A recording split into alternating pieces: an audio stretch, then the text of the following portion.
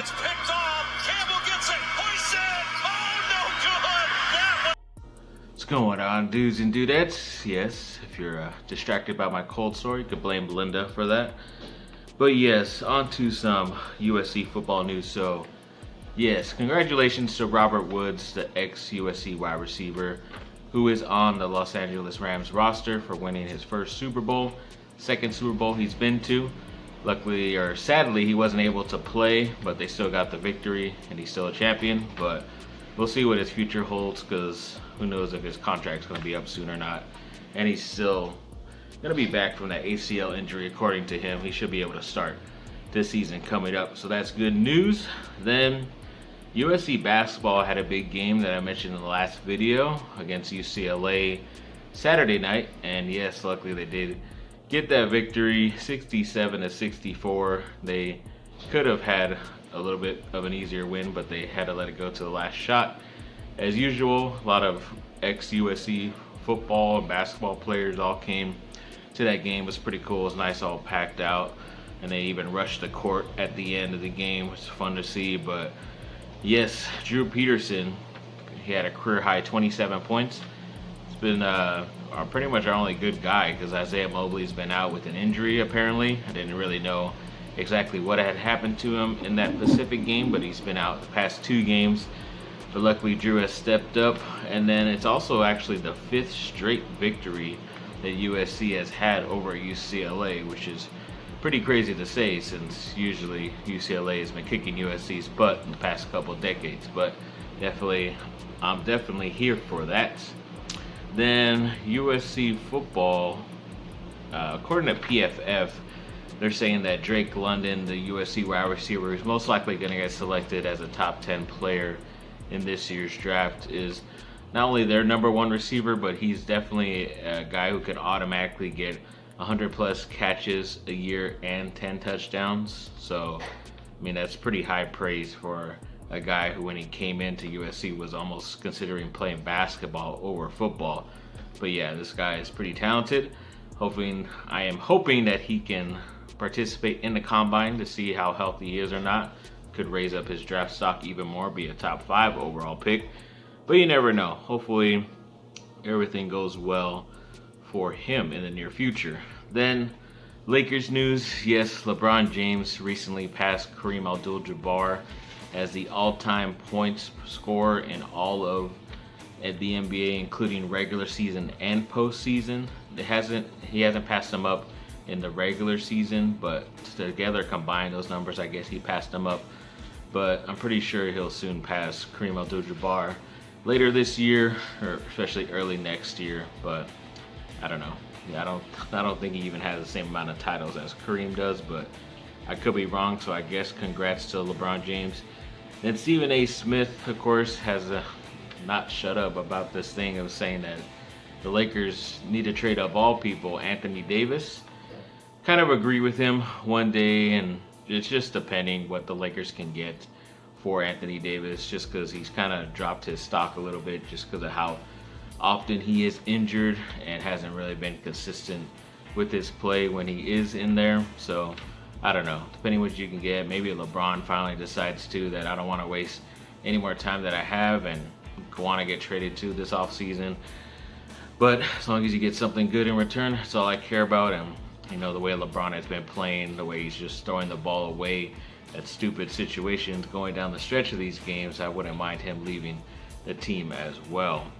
And then when we came to find out more about why the Lakers did not make trades at the trade deadline, or what they could have gotten for other guys, yeah, a lot of things were saying like they didn't want to take that Houston trade for John Wall because they were going to add Daniel Theis to the trade, but the Lakers would have gotten the guy that they were wanting to get in the first place, which was Christian Wood.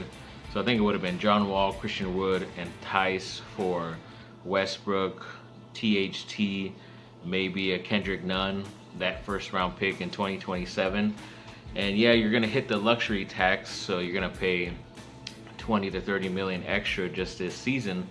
But you're going to have 2 younger players at those positions that you're trading for. You get a guy in Wood who can be very versatile defensively with Anthony Davis, and you can maybe move on to Wood instead of Davis if that's your choice in the future. He is around the same age or a bit younger. Then John Wall is younger than Russell Westbrook, so I think he definitely still has a future in the NBA. And the Theis contract, it is tough because it is quite a bit, but I think that is a movable contract later the next couple years if you wanted to as well. So I just think they dropped the ball on this thing. And of course, I'm not surprised to hear when I saw another story come out saying that the majority owner, Jeannie Buss, still talks and has not negotiation, but often conversations with Magic Johnson, who was their ex-general manager and president of basketball operations, who she didn't fire him, he let himself go. He decided to step down just because he said he didn't have a lot of control, but they listened to him while he was there, even though he says he didn't have control and he made a lot of bad decisions. And if you're still listening to a guy who wasn't that great at that position that he held, then I don't know what the heck they're doing. I know they're friends, but yeah, I don't know if you should really be listening to a guy like that. Maybe that's why a couple other things have been happening around the Lakers as far as their roster. And then also Tristan Thompson apparently might get bought out by the Indiana Pacers, who he was traded to at the trade deadline, and the Lakers are a preferred destination according to whoever said that. I think his family or whatever is left of his family lives in LA, so I guess it is a obvious decision. I don't know. The Lakers might end up waiving DeAndre Jordan, but if you add him at that same position, Dwight Howard is already still not playing a lot of minutes, if any, and he would be the backup, so why come to the Lakers if you're not going to play? I wouldn't get it, so it's kind of weird. And then, yes, I think it was Saturday, early Saturday, Duke played Boston College on the road, and they were able to get that victory 72-61. Not that bad of a victory, especially after playing just 2 days before that on the road. So yes, happy for them that they did. And then they recently played, I believe it was Tuesday, if I'm not mistaken, against Wake Forest. And once again, they had this game, they were almost leading by 20 points with like 5 minutes to go, and they let Wake Forest get into it. And it's been like since Tim Duncan has played at Wake Forest that team has beat Duke in their home stadium, and yet they nearly almost did it yesterday because Duke was only up by 2, and then they had like 0.4 seconds to get a shot off. Wake Forest did, and that ball almost went in from 75 feet away, which was insane, and they got away with it. But another bigger story to come out of that game was that Coach K, yes, he was out there in the first part of the game, but then for some reason did not return after halftime.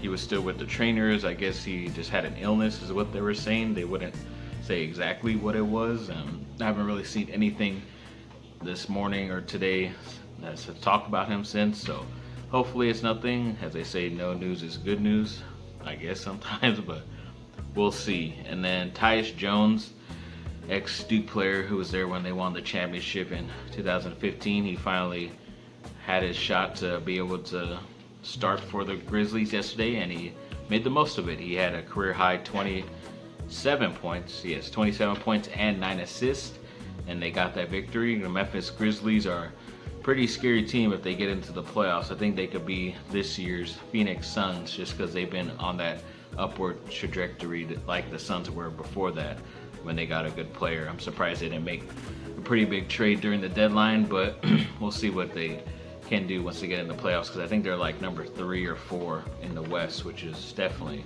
an upgrade from what they were before.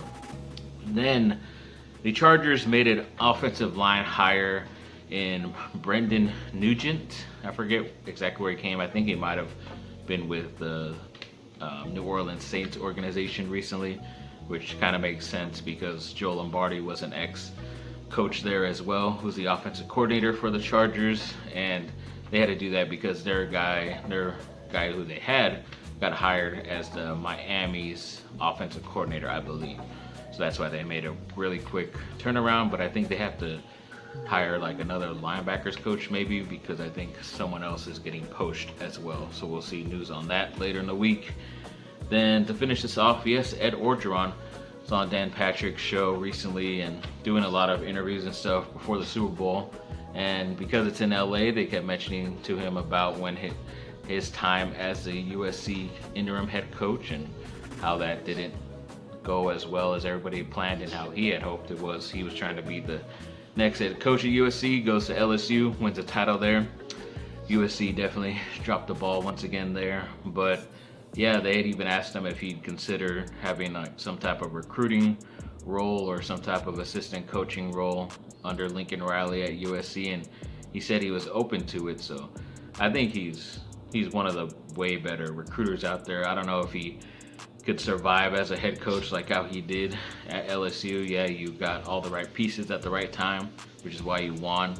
But quickly after that, I think like 2 years, he was already fired or let go. So I think the crazy stories he said even like trying to get Adrian Peterson to go to USC was a crazy story he said on that show. And yeah, just a lot of great stuff. So I think that whole community still likes him a lot, and I think he likes it too. So maybe whenever he does want to come back into coaching, it is with USC. That's all we could hope for. So yes, thanks for watching, people. Like and subscribe, comment down below. Let me know what y'all think. Have a great rest of your day. Bye. Bye down.